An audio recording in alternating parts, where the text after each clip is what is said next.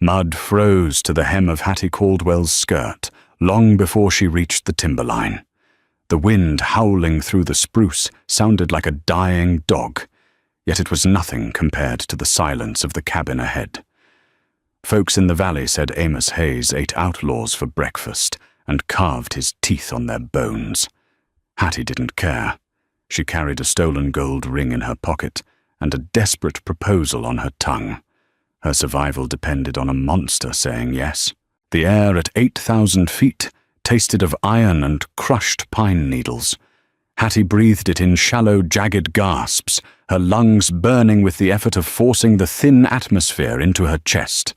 Her boots, originally meant for flat prairie dirt, were chewed to ribbons by the jagged shale of the mountain trail. Her toes had gone numb 2 hours ago. Now they just felt like wooden blocks knocking against the hardened leather with every step. She didn't stop. Stopping meant freezing. Stopping meant turning back to the valley where Josiah Reed was waiting with his foreclosure papers and his damp, heavy hands. The trail narrowed, flanked by towering ponderosas that blocked out the meager afternoon sun. Shadows stretched across the snowpack, thick and bruised. A sudden snap of a twig made Hattie freeze. She dropped her hand to the cold iron of the revolver, heavy in her coat pocket. She stood perfectly still, listening to the wind hiss through the branches. Just a squirrel, she told herself. Or maybe a cougar. At this point, a cougar would be a mercy. She rounded a sharp bend, leaning her shoulder against the rough bark of a dead tree to steady herself. There it was. Amos Hayes's cabin didn't look like a home. It looked like something the mountain had violently birthed. The logs were dark, sealed with a mixture of mud and animal fat that gave the structure a dull, greasy sheen.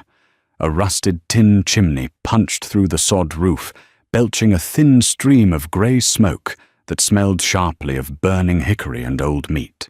The yard was a graveyard of survival. Wooden stretching frames held the hides of coyotes, badgers, and something massive and dark that looked suspiciously like a grizzly. The ground was littered with bleached bones and wood chips, and there, sitting on a stump by the chopping block, was the man himself. Amos Hayes wasn't a giant, but he occupied space like one. He was hunched over a bloody deer carcass, a skinning knife moving in his massive scarred hands with terrifying efficiency. He wore a coat made of patched pelts, slick with grease and age. His hair was a dark, matted tangle that fell past his shoulders, obscuring his face as he worked. The sound was sickening, a wet, tearing shk as the blade separated skin from muscle. He didn't look up. Not when Hattie's boot crunched loudly on the frozen gravel.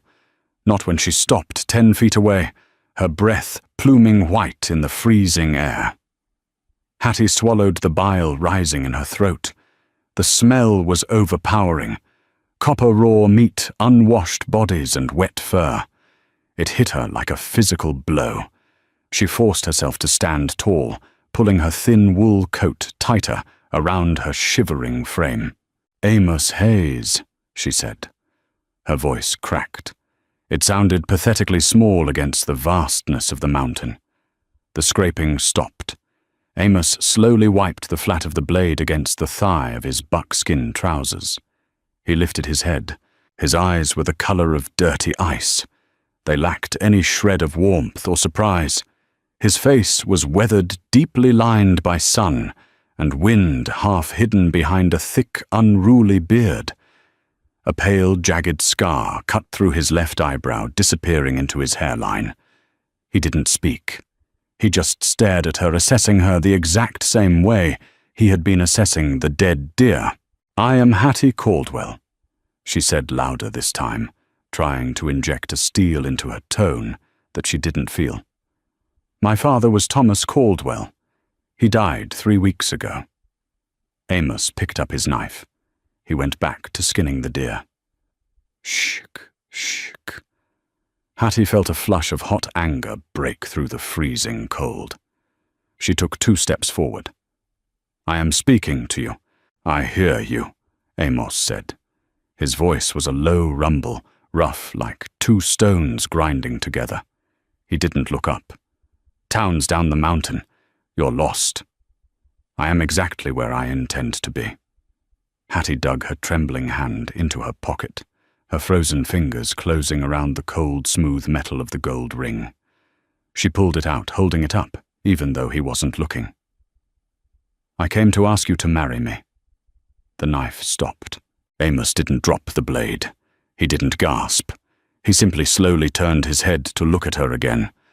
The silence stretched thick and suffocating. The wind died down, as if the mountain itself was holding its breath. Amos stared at the small, shivering woman. Her lips were blue. Her skirt was caked in frozen mud. Her eyes were wide, terrified, but fiercely stubborn. He looked at the ring in her hand, then back to her face. He snorted. It was a harsh, humorless sound. He plunged the knife into the chopping block with a loud thwack, grabbed the deer by its hind legs, and dragged it toward a meat hook hanging from the porch roof.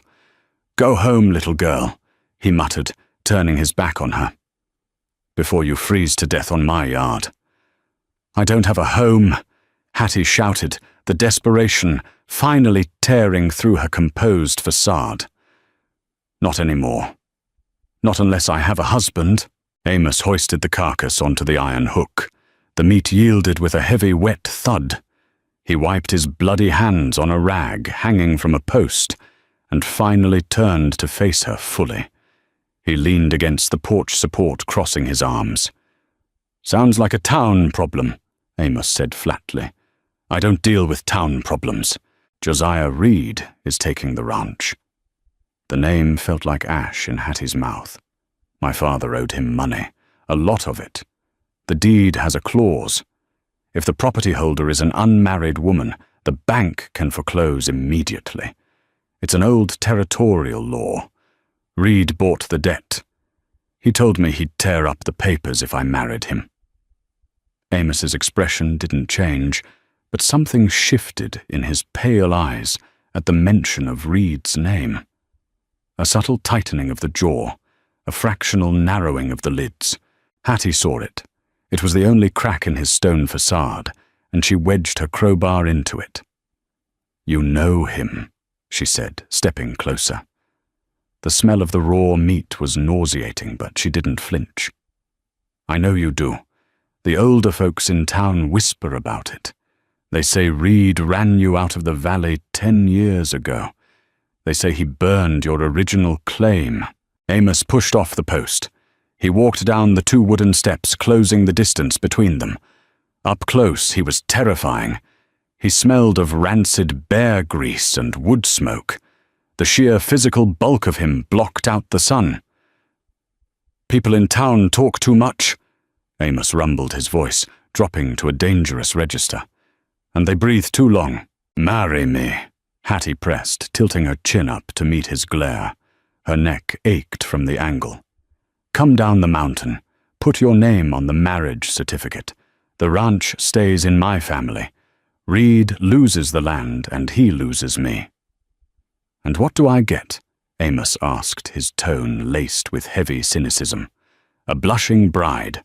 A piece of paper that ties me to a dead man's dirt. I got everything I need right here. You get to look Josiah Reed in the eye and take something he wants," Hattie said. Her voice was steady now. The freezing wind whipped a strand of hair across her face, but she didn't brush it away. "You get to humiliate him." Amos stared at her. He looked at her shivering shoulders, the blue tint to her lips, the absolute lack of romantic illusion in her eyes. She wasn't looking for a savior. She was looking for a weapon. And she had decided he was the heaviest, ugliest club she could find. He turned away, walking toward the cabin door. "Come inside before your fingers snap off," he grunted. "You're no use to me dead." Hattie exhaled a shaky breath and followed him. The inside of the cabin was dark and stifling. The heat from the cast-iron stove in the center of the room hit her face like a wall.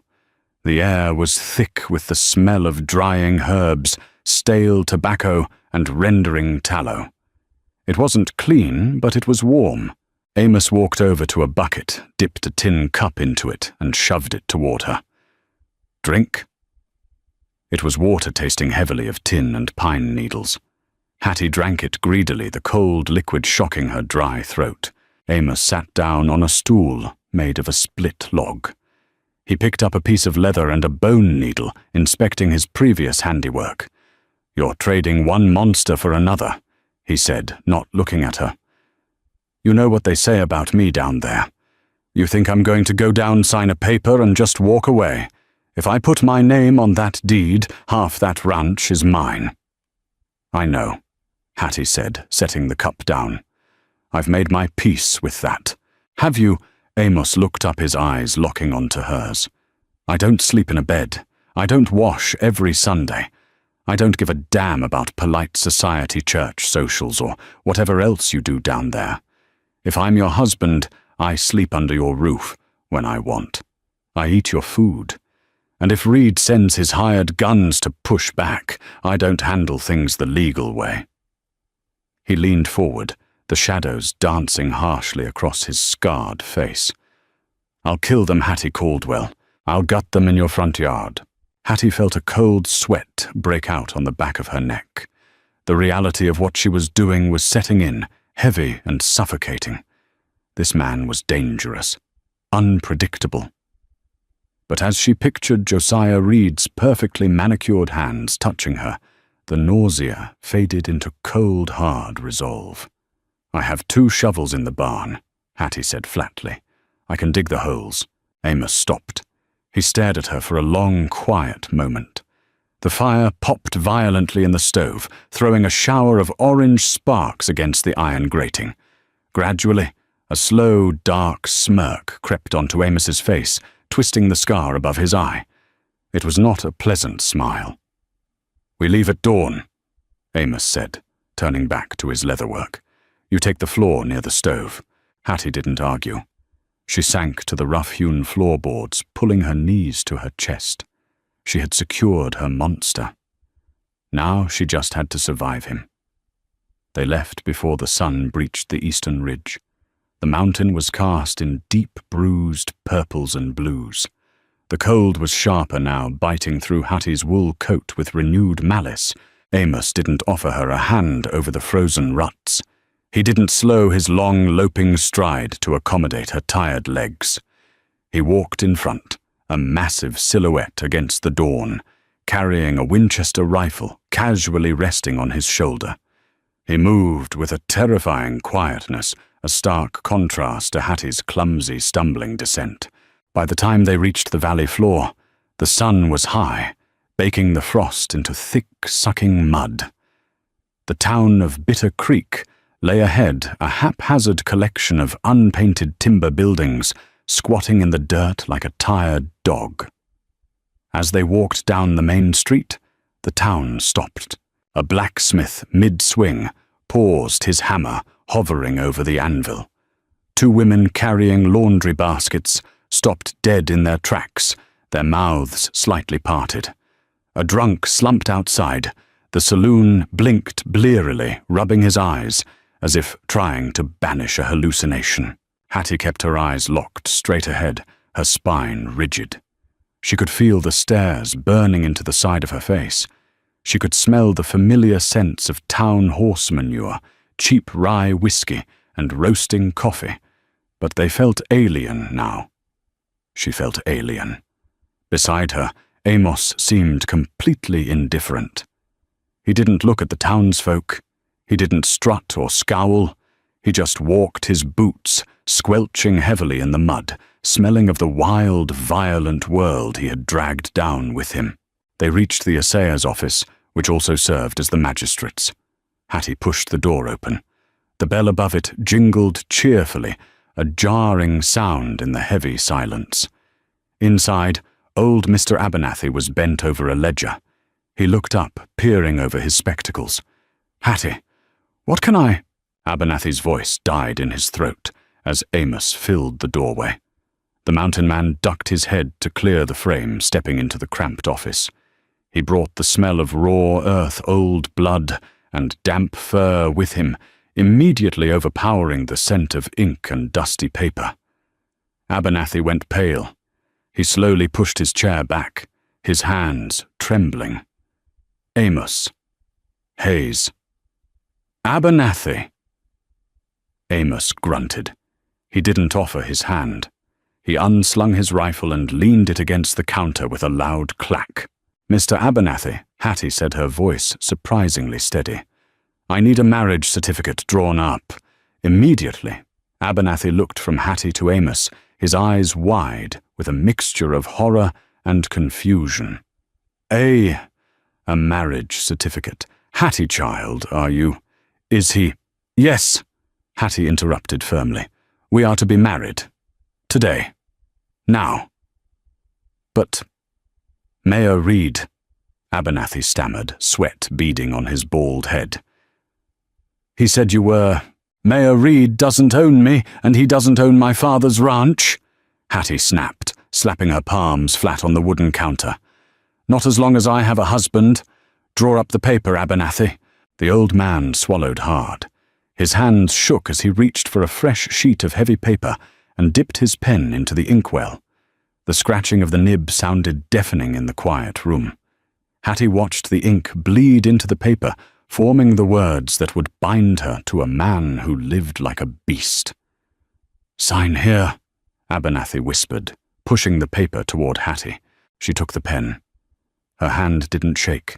She signed Hattie Caldwell in neat, precise script. She stepped back, offering the pen to Amos. Amos looked at the delicate instrument in his massive, calloused hand. He didn't hold it properly. He gripped it like a spike, leaning over the counter. With slow, deliberate strokes, he carved his name into the paper. Amos Hayes. The ink splattered slightly at the end of the SS. "There," Amos said, dropping the pen onto the ledger. He looked at Abernathy, a cold, hard glint in his eye. "File it." Before Abernathy could respond, the office door flew open. It hit the wall with a bang that made Hattie jump. Josiah Reed stood in the doorway. He was impeccably dressed in a tailored charcoal suit, a gold watch chain draped across his vest. His face, usually fixed in a mask of polite, condescending superiority, was red with fury. He had two men behind him, rough-looking hired hands with low-slung holsters.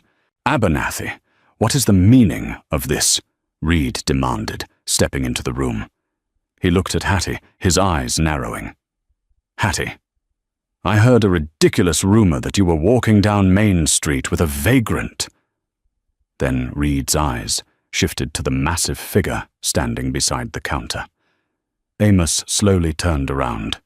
He didn't reach for his rifle. He just let his arms hang loosely at his sides. Reed stopped dead. The color drained from his face so fast it left him looking sickly gray. The two hired men behind him shifted uneasily, instinctively, resting their hands on their gun butts. "Hello, Josiah," Amos said. His voice was soft, barely more than a whisper, but it carried a weight that made the room temperature drop. Reed swallowed, taking half a step back. "Hayes, you were told never to return to Bitter Creek." "I missed the hospitality," Amos replied, his scarred lip twitching upward. Hattie stepped forward, picking up the marriage certificate and waving it in the air. The ink was barely dry. "You're too late, Mr. Reed. The foreclosure is invalid. I am a married woman." Reed stared at the paper, then back at Amos, then at Hattie. His shock slowly morphed into something much darker. His lips curled into a vicious sneer. "You stupid, desperate girl!" Reed hissed, his voice trembling with rage. "Do you have any idea what you've done? You think marrying this animal saves you?" He pointed a trembling, manicured finger at Amos. "He's not a husband. He's a rabid dog, and rabid dogs get put down." Amos didn't blink. He just stared at Reed's pointing finger, his eyes dead and cold. "You better bring a lot of rifles, Josiah," Amos rumbled, "because I'm moving into the Caldwell place today, and I shoot back. The ride back to the Caldwell property took 2 hours. Hattie sat stiffly on the cracked leather seat of the buckboard wagon, the reins cutting into her raw palms. She had hired the rig from the livery, with the last 3 silver dollars she owned. Amos didn't ride beside her. He walked. He matched the tired sorrel gelding step for step, his long, rolling gait eating up the dusty miles without a hint of fatigue. The afternoon sun beat down mercilessly, baking the alkali dust into their clothes and skin. Hattie tasted grit on her teeth. She watched Amos from the corner of her eye. The heat didn't seem to touch him. He was a creature of weather, indifferent to the sun as he had been to the mountain ice. They turned off the main road, the wagon wheels rattling violently over the washboard ruts of the ranch drive. The Caldwell place was not a grand estate. It was a testament to slow, grinding failure.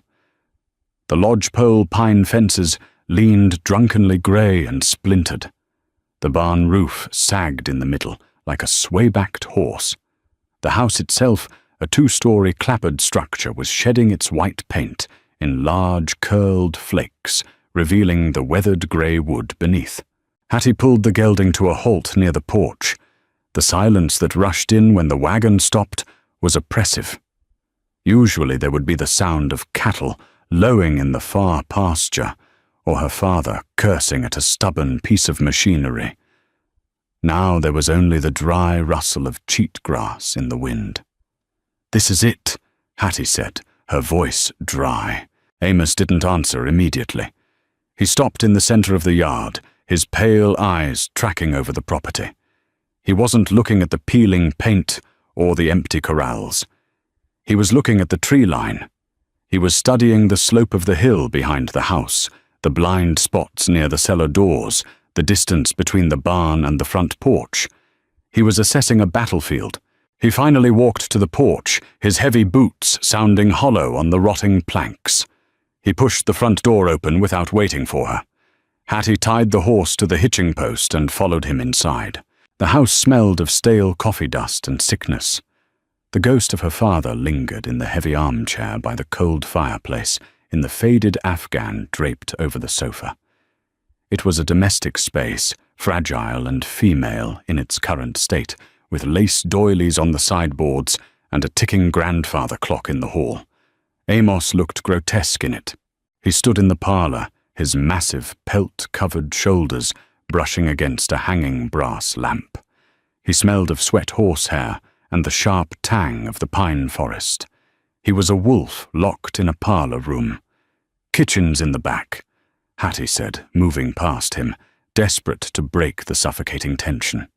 "There's a spare room upstairs. You can take my father's old bed. I'll change the sheets." "No."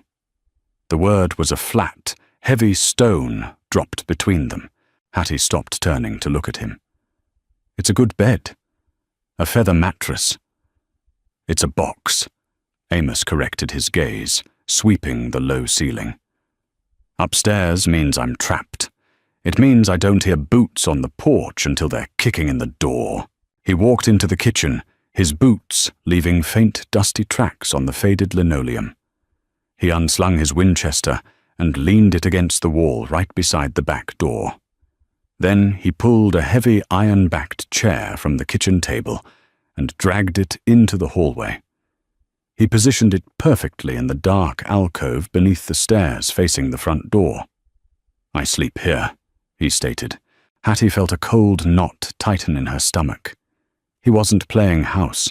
He wasn't pretending this was a normal arrangement. He was preparing for a siege. "There's leftover stew in the icebox." She offered her voice remarkably quiet. "I can heat it on the stove." "Cold is fine," he grunted. They ate in silence. Amos ate like a starved animal, fast efficient, and without taking his eyes off the windows. Hattie barely managed 3 bites of the congealed beef and potatoes. The ticking of the clock in the hall sounded like a hammer hitting an anvil. When darkness fell, it didn't bring relief. It brought a heavy, suffocating paranoia. Hattie retreated to her room upstairs, locking the door out of habit. She lay fully clothed on top of her quilt, staring at the cracked plaster ceiling. Downstairs there was no sound. Amos didn't snore. He didn't shift in his chair. The absolute silence was more terrifying than any noise he could have made. He was down there in the dark, a coiled spring waiting for the trap to snap. Hattie closed her eyes, the metallic smell of adrenaline souring the back of her throat. She had brought the violence to her own doorstep. The attack didn't come on the first night, or the second. Josiah Reed was a man who appreciated the slow tightening of a noose. He let them stew in the waiting, let the anxiety fray Hattie's nerves until she was jumping at the sound of the wind rattling the window panes. By the fourth night, the air in the house was thick enough to choke on. The moon was a sliver of bone in a starless sky. The heat of the day had vanished, leaving a brittle, biting chill that seeped through the floorboards. Hattie was asleep when the sound woke her. It wasn't a loud crash. It was subtle. A soft thud like a heavy sack of flour dropped onto dirt. Then the distinct, sharp snap of a dry twig breaking. Her eyes snapped open. The darkness of her bedroom felt heavy. She held her breath, straining to listen. Downstairs a floorboard groaned. It wasn't the creak of the house settling. It was the sound of shifting weight. Amos was moving. Then came the smell. It slithered through the cracks in the window frame, sharp and noxious. Kerosene. Hattie rolled off the bed, her boots hitting the floor with a dull thud. She grabbed the heavy iron poker from her small bedroom fireplace and crept to the window. Peering through the lace curtain, her breath caught in her throat. 4 shadows moved near the barn. They were silent fluid. One of them struck a match. The sudden flare of sulphur illuminated a face, a rough, unshaven man Hattie recognized from the saloon. He touched the flame to a rag stuffed into a glass bottle. They're going to burn the horses, she realized, a spike of pure terror driving through her chest.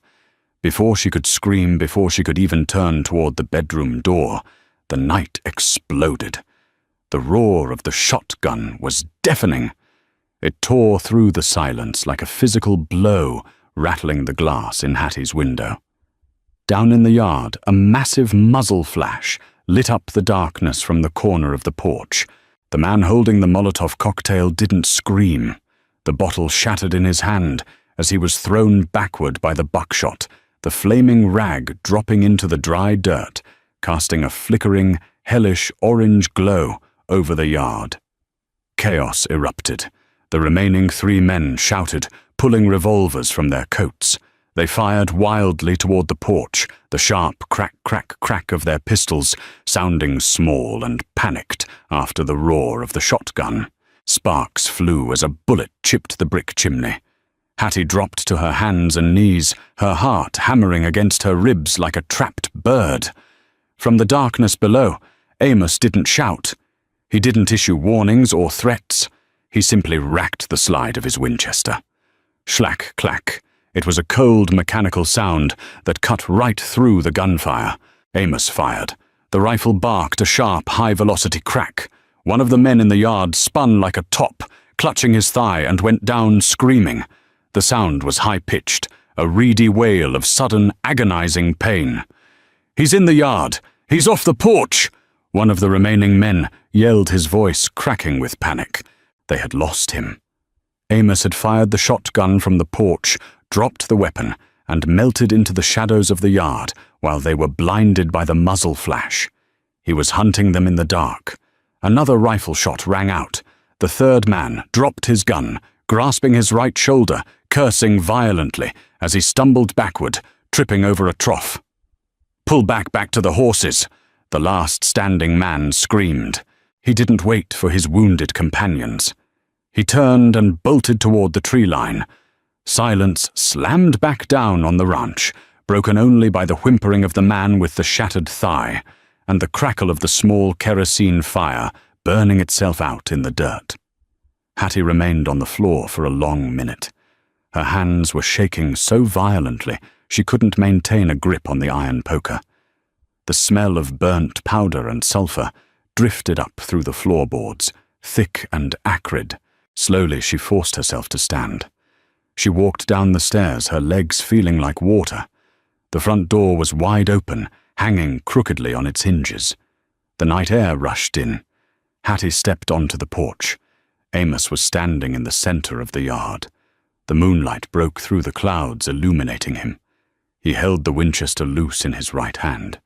He was staring down at the man with the wounded leg who was crying, clutching the bloody mess of his pants. The man with the shoulder wound was leaning against the barn, breathing in ragged, wet gasps.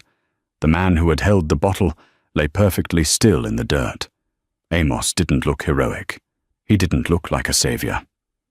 Standing amidst the groaning men smelling of gunpowder and violence, he looked like a grim reaper who had finally found his scythe.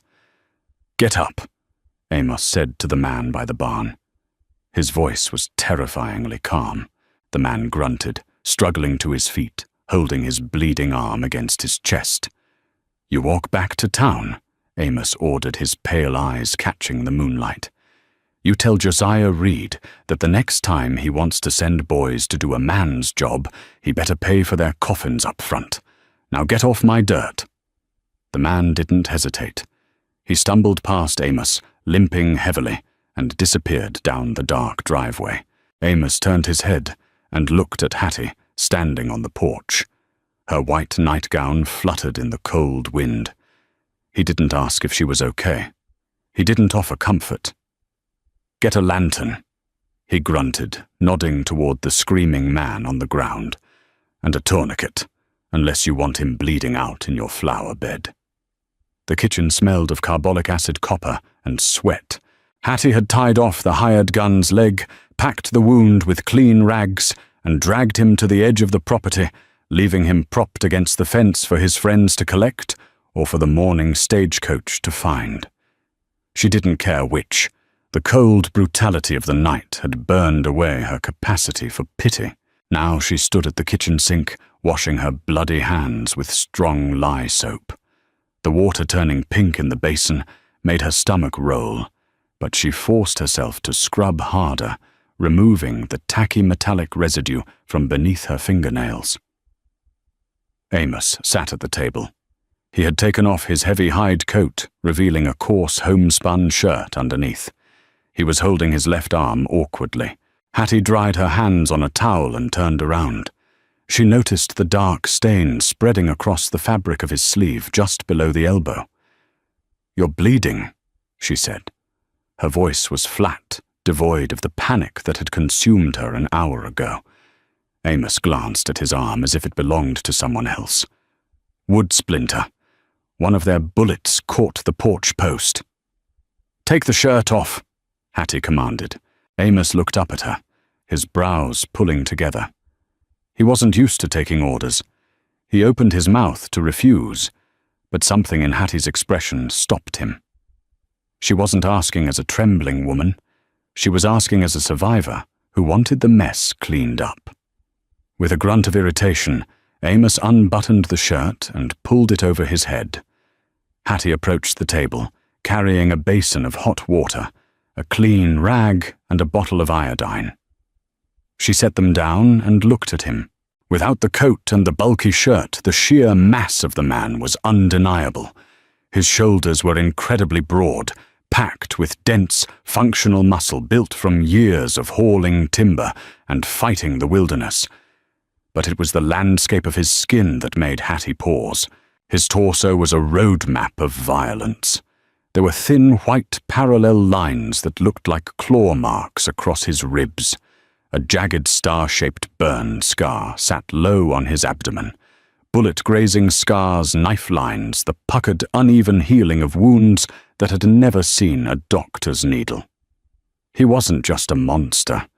He was a survivor who had paid in flesh for every day he remained alive. Hattie dipped the rag into the hot water and wrung it out. She stepped close to him. He smelled strongly of sweat wood smoke and the sharp metallic tang of the gun oil. "Hold still," she said. She pressed the hot wet cloth against the wound on his forearm. It was a nasty, jagged tear where a piece of oak had embedded itself and then ripped free. Amos didn't flinch. His muscles remained completely slack under her touch. He stared straight ahead at the dark window, his jaw locked. "You handle blood well for a town girl." Amos rumbled softly, breaking the long silence. "My father lost his foot to a thresher 3 years ago." Hattie replied, her eyes focused entirely on her task. She wiped away the blood, revealing the angry red flesh beneath. "I kept him from bleeding to death on the parlor rug. A splinter doesn't impress me." Amos let out a low, rough breath that might have been a laugh. "Reed won't stop with this. He's humiliated now. That makes a rich man dangerous." "I know." Hattie uncorked the bottle of iodine. "This is going to burn." She poured a small amount of the dark liquid directly onto the open wound. The smell of the antiseptic immediately filled the space between them. Amos's hand curled into a fist, the knuckles turning white, but he didn't pull his arm away. A single muscle ticked in his jaw. Hattie quickly wrapped a strip of clean linen around the wound, pulling it tight and tying it off with practiced efficiency. She stepped back, picking up the bloody rag and dropping it into the basin. "Why did he run you out?" Hattie asked suddenly. The question had been gnawing at her since the assayer's office. Amos didn't reach for his shirt. He sat in the dim light of the kerosene lamp, rubbing the fresh bandage with his opposite hand. The silence stretched until Hattie thought he was going to ignore her entirely.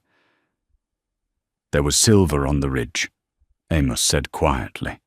His voice had lost its usual gravelly bark. It sounded hollow, tired. Not enough to build an empire, but enough to build a life. "I found it. I staked it. Reed was the assayer back then. He saw the claim. He saw the samples." Amos looked up, his pale eyes meeting hers. The defensive walls, the terrifying persona of the mountain beast, slipped for just a fraction of a second, revealing a deep, festering bitterness. "He sent the sheriff and 3 deputies up the mountain. Said I stole the ore from a town vault. Said I was a rustler. They burned my cabin. They shot my dog."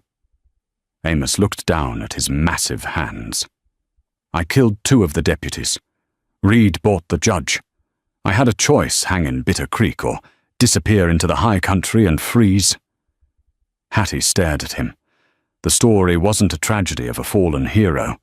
It was the ugly, predictable reality of how men with money crushed men without it. "You didn't freeze," Hattie noted softly. "No," Amos agreed, a dark, cynical smirk twisting his lips. "I learned how to bite back. And I've been waiting 10 years for an excuse to come back down and tear out his throat." He reached for his shirt, pulling it back over his scarred shoulders. He stood up, towering over her once more. The momentary vulnerability was gone, locked away behind the ice in his eyes. "Get some sleep, Hattie," he said, turning toward the hallway. "Tomorrow we buy more ammunition." Hattie watched him walk back to his wooden chair in the dark alcove. She realized then that she hadn't just married a weapon to fight Josiah Reed. She had married a man who had his own war to wage, and her ranch was simply the battlefield they both agreed to die on. The morning sun hit the valley floor like an anvil. By 9 o'clock, the air above the alkali flats shimmered, distorting the jagged peaks of the surrounding mountains. Hattie sat rigid on the wagon bench. The reins felt slippery with her own sweat. Beside her, Amos rode with his rifle resting across his thighs, his eyes scanning the horizon line with the ceaseless paranoid rhythm of a hunted animal. They needed bullets, they needed flour bandages and kerosene. But mostly they needed to show the town of Bitter Creek that the Caldwell Ranch had not burned to the ground in the night. Main Street was unnervingly quiet. It wasn't the silence of an empty town, it was the silence of a held breath. Faces peered from behind the dusty glass of the apothecary and the half-drawn blinds of the boarding house. When the wagon wheels rattled past the saloon, 2 men sitting on the boardwalk abruptly stood up and went inside, leaving their half-empty glasses on a barrel. Hattie felt a flush of humiliation crawl up her neck, hot and prickly. These were people she had known her entire life. She had hemmed dresses for the apothecary's wife. She had brought casseroles to the liveryman when his son died with the fever. Now they looked at her as if she carried the cholera. She pulled the gelding to a halt in front of the mercantile. Amos didn't wait for her to tie the horse. He stepped down his boots, hitting the hard-packed dirt with a heavy, deliberate thud. He didn't look at the faces in the windows. He just pushed the heavy oak door of the mercantile open. The bell above the door didn't jingle. It clattered a harsh sound in the quiet store. The inside smelled of roasted coffee beans, oiled canvas, and the sharp bite of lye soap. Elias Thorne, the proprietor, was weighing nails on a brass scale. He dropped the tin scoop. It hit the counter with a sharp clatter. He looked at Hattie, then up at the towering mass of Amos Hayes. The color drained from Elias's face, leaving his ruddy cheeks looking bruised and grey. "Hattie," Elias managed his voice, paper thin. He swallowed hard, his Adam's apple bobbing above his tight collar. We heard shooting last night. Out your way." "You heard right," Hattie said. She walked to the counter, placing her hands flat on the scarred wood. Her knuckles were white. "I need 4 boxes of Winchester, 4440, 2 boxes of 12-gauge buckshot, a sack of flour, salt, and 10 yards of clean linen." Elias hesitated. His eyes darted nervously toward the front window out to the street. "Hattie, Mayor Reed was in here not an hour ago. He said your credit was suspended until the bank issues are resolved."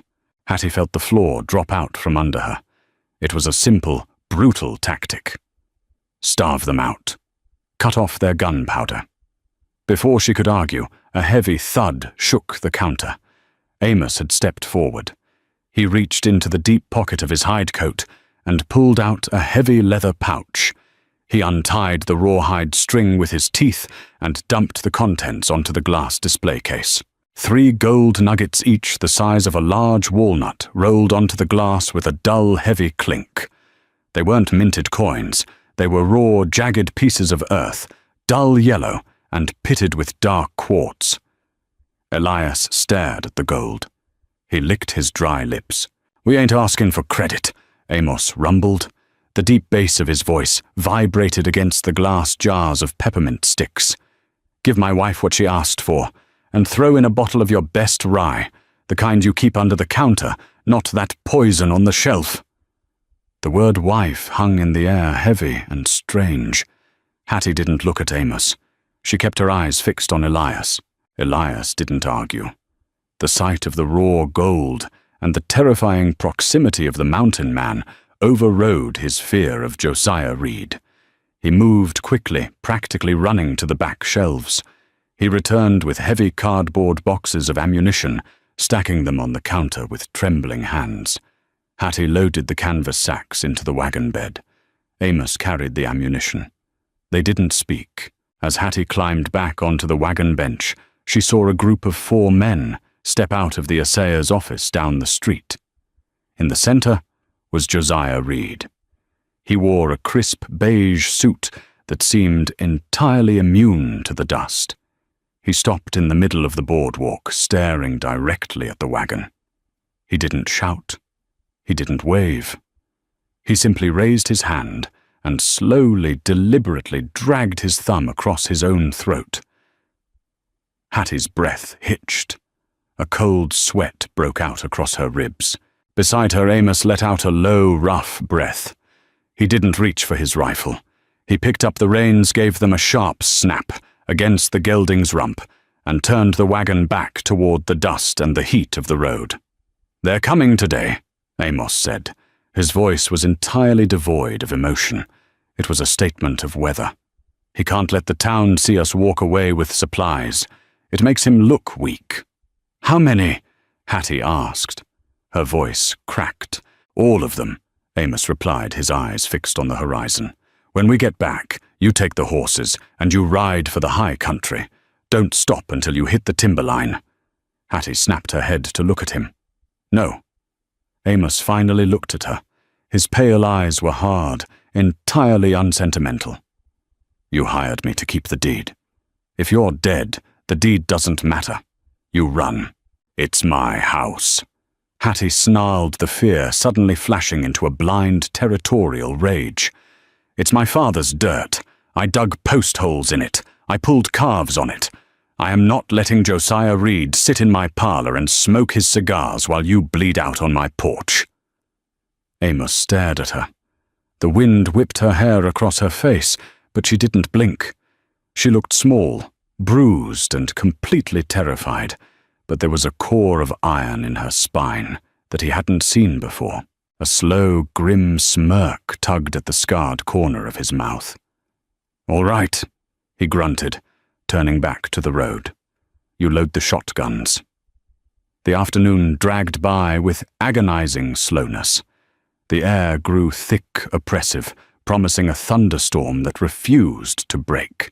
They stripped the house of its domesticity. Hattie shoved her mother's velvet armchair against the front door. Amos took an axe to the heavy oak dining table, shattering the legs and wedging the thick tabletop against the kitchen door. They nailed thick wool blankets over the windows, leaving only narrow, hand-wide gaps to shoot through. The house smelled of raw split wood and gun oil. By 6 o'clock, the sun was bleeding a bruised purple across the western ridge. The shadows in the yard grew long and distorted. Hattie sat on the floor near the front window, an old double-barrel shotgun resting across her knees. The metal of the barrels was cold against her palms. Her thumbs were sore from pushing heavy brass cartridges into the breeches of Amos's spare rifles. She had arranged the extra boxes of ammunition in a neat row on the floorboards, counting them obsessively.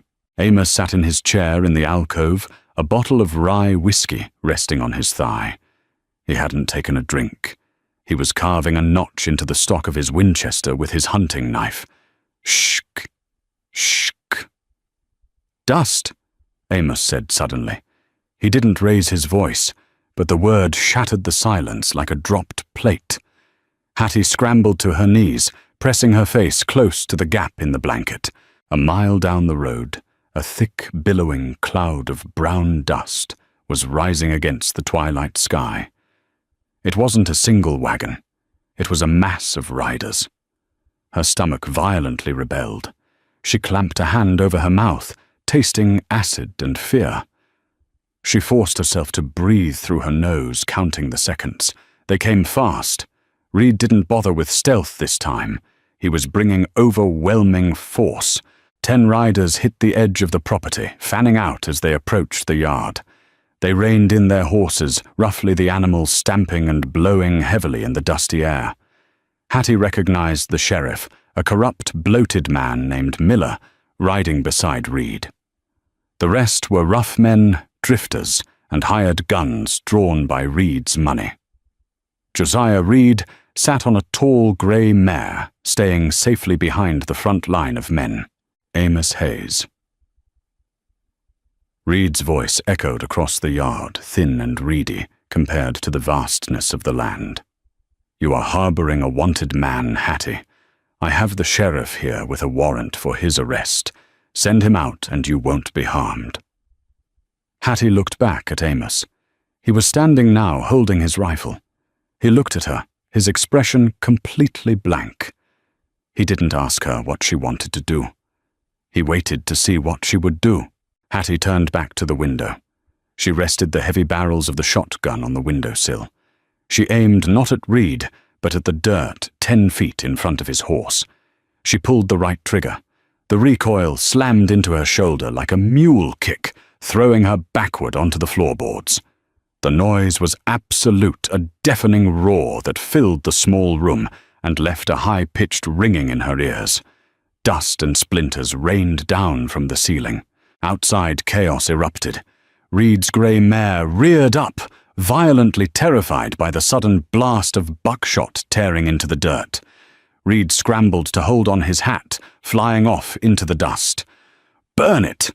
Reed screamed, his voice cracking in panic and rage. "Burn them out! The siege began. The air was instantly ripped apart by gunfire. Lead chewed through the thin, clappered walls of the house with terrifying ease. Hattie crawled frantically away from the window, pressing her back against the solid brick of the fireplace. The air filled with a suffocating white smoke. It smelled of sulfur burning paper and pulverized plaster. Amos moved with a terrifying fluid violence. He didn't hide. He stepped up to the window gap, firing, pumping the lever, firing again. His shots were measured rhythmic. Crack, clack, schlack, crack. A man screamed outside the sound, abruptly cut off by the thud of a body hitting the dirt. "Back door!" Amos roared over the din.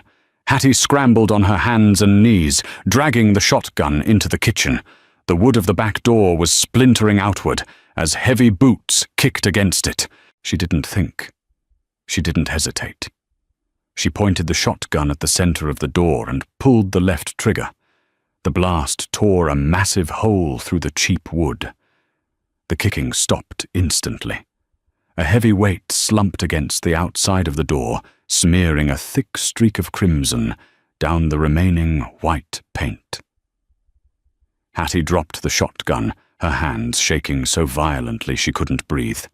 She gagged the smell of blood and bowels, mixing with the cordite in the cramped kitchen. "Load!" Amos yelled from the parlor. She forced herself up. She grabbed a spare rifle from the floor and ran back. The front room was a disaster. The velvet chair was shredded, coughing up clouds of white stuffing with every bullet that struck it. A lamp had shattered, spilling kerosene across the floor. Amos was kneeling behind the overturned sofa. He grabbed the loaded rifle from Hattie, tossing her his empty one. As he reached up to fire again, the front window shattered completely. A heavy slug tore through the heavy wool blanket. Hattie heard a sickening wet thwack. Amos grunted a harsh expulsion of air and fell backward against the wall. He slumped down his rifle, clattering to the floor. "Amos!" Hattie screamed, crawling toward him. He was holding his side. Blood was pouring between his thick fingers, thick and dark, instantly soaking his shirt. His face, usually a mask of stone, was tight with agony. "Stomach!" He gasped, his teeth bared. "It's bad!"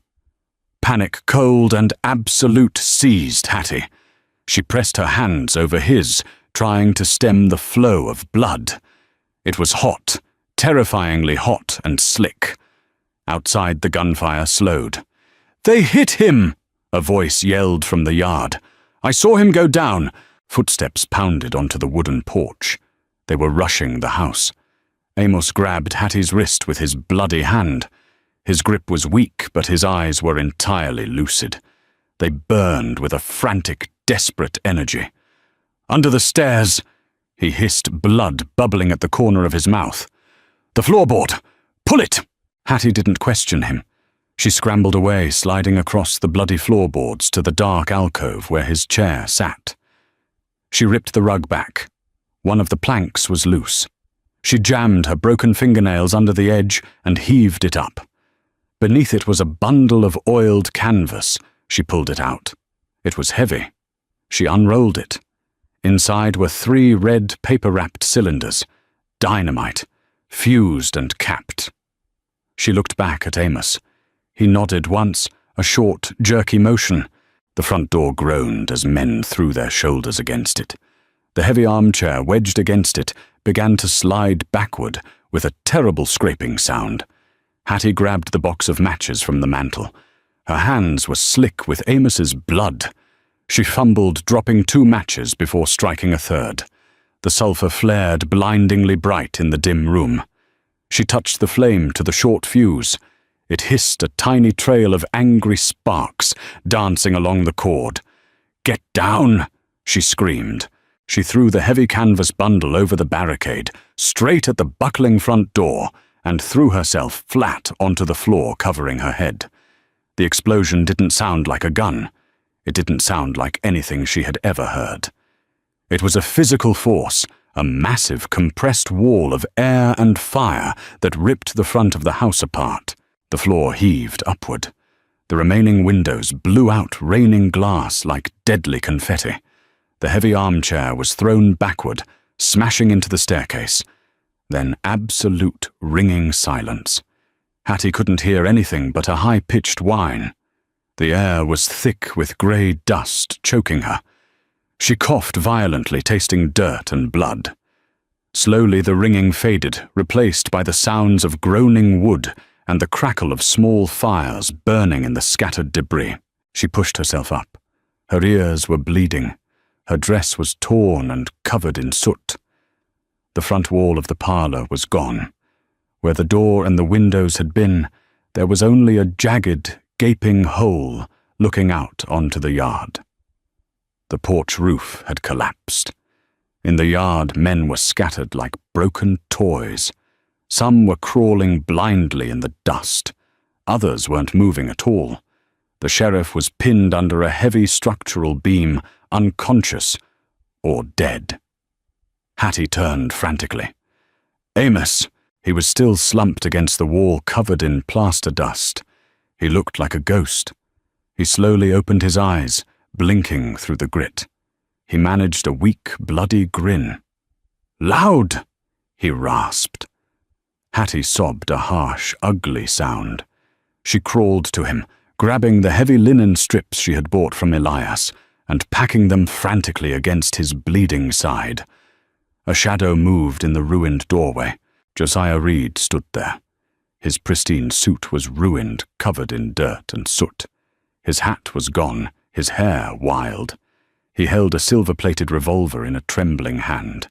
He looked at the devastation, at his dead and dying men, and then at the two people on the floor. His face twisted into a mask of pure, unhinged hatred. "You ruined everything," Reed whispered. He raised the revolver, pointing it directly at Hattie's chest. "You stupid, stubborn bitch!" Hattie froze. She had no weapon. The rifle was 5 feet away. She stared down the dark barrel of the gun, her breath catching in her throat. Before Reed could pull the trigger, a massive, bloody hand shot out from the floor. Amos didn't use a gun. He used his last ounce of strength to grab the heavy iron fire poker lying near his knee. With a guttural, animalistic roar, he swung it upward, a brutal backhand arc. The heavy iron caught Reed squarely on the kneecap. The sound of the bone shattering was a loud, wet crack. Reed screamed a high, piercing shriek that tore through the quiet morning. The revolver discharged wildly into the ceiling as he collapsed onto the ruined floorboards, clutching his shattered leg, weeping in agony. Amos let the poker drop from his hand. He slumped backward, his breathing ragged and shallow. He looked at Reed, writhing in the dust. "Isaiah!" Amos wheezed, his voice barely audible. "Assess that." The sun was fully up by the time the town doctor arrived, flanked by Elias Thorne and a dozen nervous townsfolk who had finally found the courage to investigate the silence. They found Hattie, sitting on the edge of the collapsed porch, a shotgun resting across her knees. Her face was streaked with soot and dried blood. She looked right through them as they approached. Inside, they found Josiah Reed groaning on the floor, and Amos Hayes lying on the ruined sofa, heavily bandaged, pale as a sheet, but breathing. The doctor worked for 2 hours. He pulled a flattened piece of lead from Amos's side and stitched the torn muscle. When it was over, Hattie sat in a wooden chair beside the sofa. The house was open to the elements. The morning breeze blew the smell of burnt wood and pine needles through the ruins. Amos slowly opened his eyes. He looked at the ceiling, or rather the hole in the ceiling where the sky showed through. "House is a mess," he mumbled, his voice thick with laudanum. "It's standing," Hattie said. Her voice was raspy, exhausted. Amos slowly turned his head to look at her. He saw the bruised rings under her eyes, the dried blood on her collar, the dirt beneath her fingernails. She didn't look like a town girl anymore. She looked like something the mountain had chewed up and spat out. She looked unbreakable. "Reed?" Amos asked. The doctor took him to town. The circuit judge is due next week. Half of Reed's men are dead in the yard. The other half ran. He's finished. Amos closed his eyes, a long, slow exhale escaping his lips. 10 years. It's done, Hattie said softly. She reached out hesitantly and rested her small, blistered hand on top of his massive, scarred one. She didn't squeeze it. She just let it rest there, a quiet acknowledgement of the blood they had spilled together. Amos didn't pull away. He didn't offer a gentle smile. He simply turned his hand over his thick fingers, lightly tracing the raw blisters on her palm. It wasn't romance. It was the rough, calloused friction of two survivors recognizing their own reflection. Going to need a new front door. Amos grunted, his eyes drifting shut again. Hattie looked out over the ruined yard at the mountains, standing silent and eternal in the distance. We'll build one, she said. She leaned back in her chair, the shotgun still resting against her leg, and watched the sun rise over the dirt she had finally claimed as her own. The smoke has finally cleared over the Caldwell Ranch, but the sky